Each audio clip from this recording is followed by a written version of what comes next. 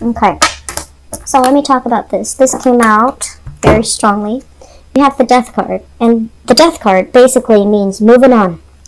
It basically means, you know, ceasing communication, realizing a situation is no longer feasible or viable for us, and vowing to move on, mainly because we're trying to reach a space of emotional stability.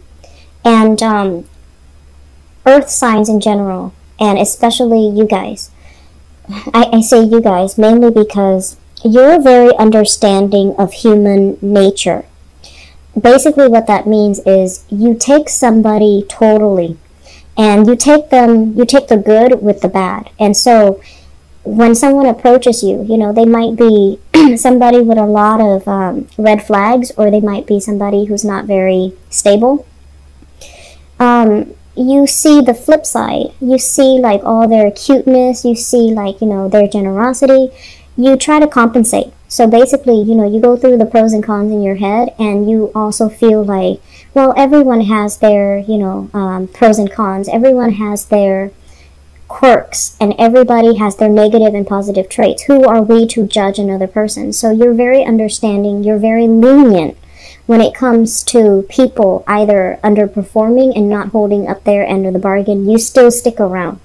And because of that, I feel like a lot of the time you stay in situations way past their expiration date, because you see the goodness in everybody, and you also believe in, you know, giving somebody the benefit of the doubt, or giving somebody second, third, fourth chances so that they can redeem themselves, okay?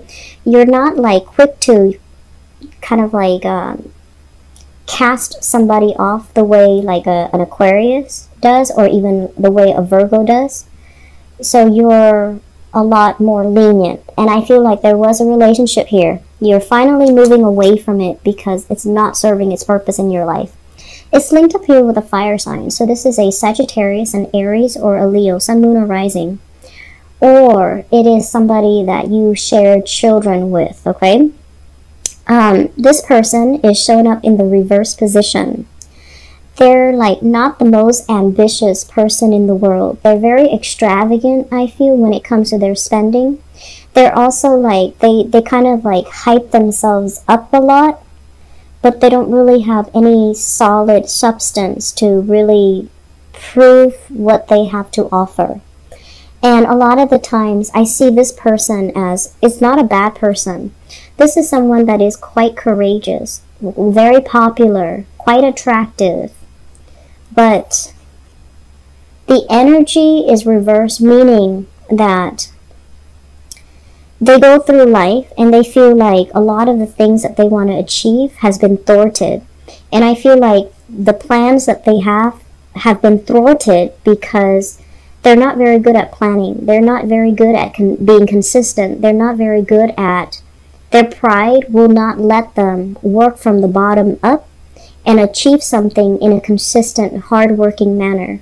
They want to have something, it's like they want something easily given to them on a silver platter. Does that make sense? So I feel like you're dealing with someone who has a big ego, and whenever they face blockages or difficulties, they don't really look internally like, what have I done to contribute to this? They blamed it on society, systems, or whatever situation. They blame the external environment for their lack of success.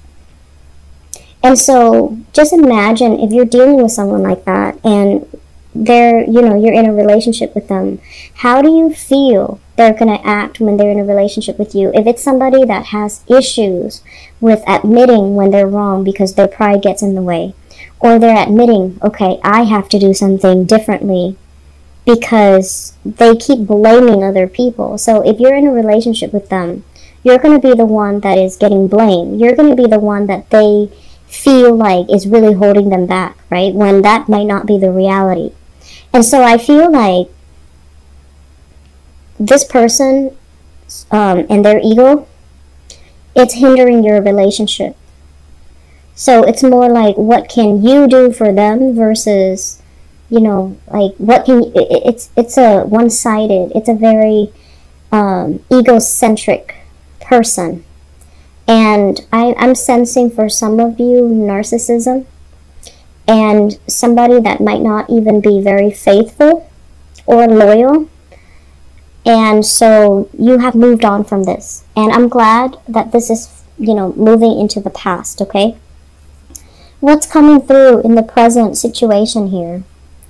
We have the Strength card, and the Strength card is about, you know, being being very patient, being like telling yourself, you know, I feel like many of you are in a position where you might have walked away from somebody, and you're trying hard to be firm, to be resolute, but there's a lot of self-doubt here. Did I make the right choice? Is that person coming back? Are they going to communicate with me?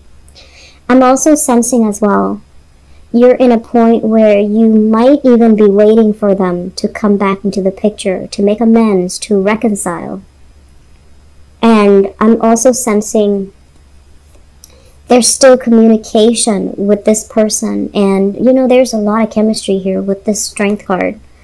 It basically means two people that are very different, but energetically, you know, there's great passion, great chemistry. And it can be, you know, the relationship at its best. This person can be very generous, but I feel like they're very extravagant. They're very extravagant. They want the good life without putting in the work and the effort in order to, you know, get themselves there. So I feel like some of you are still caught up in it and waiting for the person. If this is not a fire sign, if this is somebody that you share children with, for example, I still feel like there is some animosity between the two families. Somebody whispering in somebody's ears, possibly the children, oh, dad is like this or mom is like this. So I feel like there's still a lot of resentment that is pent up, and in a way it's like waiting on communication, not being able to move on because the other person still exude a lot of power and influence over you. What you're thinking about here, we have the Ten of Swords, and the thing that you're thinking about, I feel like there's going to be some revelation coming through here this month in terms of your relationship partner.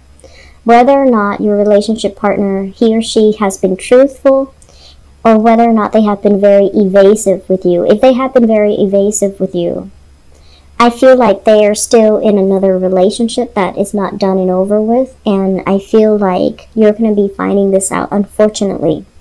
And then for others, if there is like third-party temptation, okay, the devil is like getting involved in situations that is not healthy for us, or a bond of attachment between us and another person that is not healthy, is not conducive for growth.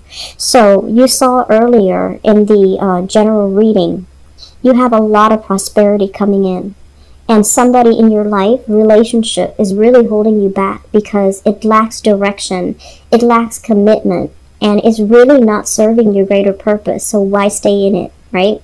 And so yes, there is great chemistry. It seems like, you know, with the Strength card and this Devil card, it can feel like a drug. It's like when you're away from the person, they communicate with you, they try to reel you back in, and it's really hard for you to say no because it's like a drug. You have to have your fix. And then when you're together for, you know, 2 weeks, 3 weeks, things start to implode. You can't get along. The old patterns repeat. And I do feel there is third-party interfering in this relationship. And so I'm sensing many of you have been hurt greatly by a fire sign here. So Sagittarius, Aries, or Leo, or somebody that you share children with. And you're trying to move on with your life. But I feel like you're at a point where you're still stuck in limbo waiting for communication. The foundation here is something we know to be true. I'm so sorry, Capricorns. We have the Three of Swords, so many of you are single as of this moment. You're trying to forget your ex. You're trying to give your love to somebody else. Okay? So we have here the Prince of Pentacles, which is like the Knight of Pentacles. This is you adamantly trying to find somebody, anybody, like just to forget the past and trying to move on with just somebody new. And what it denotes to me with this card is when you're out there in the world operating from a space where you feel like very broken, very shattered, and you are looking for a relationship, the right relationship is not going to come, okay? You need to heal this first, and you need to take care of this first. You need to take care of yourself. And you need to kind of like ease up on the dating until this is healed, until you can restore your own sense of self-esteem, until you can restore your own sense of, okay, what went wrong with that past relationship? What can I do differently so that it doesn't happen again? What was I supposed to learn about that relationship? And can I honestly let go of it?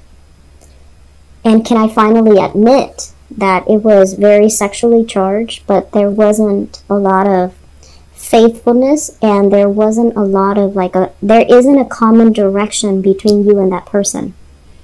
Until you can arrive at all of these conclusions, or until you can have this conversation with yourself in all honesty, I feel like you need to chill out when it comes to like the dating, because it seems like you're scrambling looking for a person to date, and that person, it's not fair for that person. That person is serving as a rebound, right? And so you're not going to be 100% committed to them. You're just looking for something to distract you or to dull that pain, and it is not fair for that new person. So I feel like you're scrambling here, and it's not going to be good. Moving forward in the future position, I have another earth sign here. So Taurus, Virgo, Capricorn. And basically in the reverse position, we have here the Three of Wands. Many of you might be connecting with new people from a distance. So I feel like, you know, they might be a city away, they might be out of state, they might be, you know, a world away. And so what they're really saying here is, you know, if you were dealing with this, you need to just calm down a little bit and take some time off, heal yourself. And if you are fine and you're like on the lookout for new opportunities, date somebody local, okay? Make sure the person is physically and emotionally available, because this long distance relationship where you're seeing each other as like the ideal archetype, and the distance makes the heart grow fonder, but when you're together, you're not seeing the reality of the situation. This is not going to work out well either. So Capricorns, if you're, you know, newly broken up and you feel like you're not ready to date, just don't do it. I feel like you're attracting people that might not want anything feasible or long-term. If you feel like you want to get out there, but there aren't a lot of options in your environment, that's fine too. You can start dating if you are ready. But I feel like there's a lot of still waiting for exes here. There's a lot of temptation in existing relationships. And I'm also sensing a lot of physical separation, such as long distances, when it comes to you and a significant partner. And I feel like you are moved on from here, a fire sign. And you're trying to reestablish yourself, but there's still a lot of yearning. There's still a lot of missing another person. And singles, this is a month where you are highly charged, and I feel like there's a lot of temptation. But I'm sensing that it's going to be very short-lived, okay? Like a short-term relationship, it can be fun, exciting, chemically charged, sexually charged, but it doesn't really lead me to believe that there's anything stable here. The Three of Wands is kind of like standing on the hill, waiting for opportunities to come in. And so if you're this type, where you wait and wait and wait, I feel like the opportunities that are coming in might be people that want, you know, flings, that want like one-night stand rather than a relationship.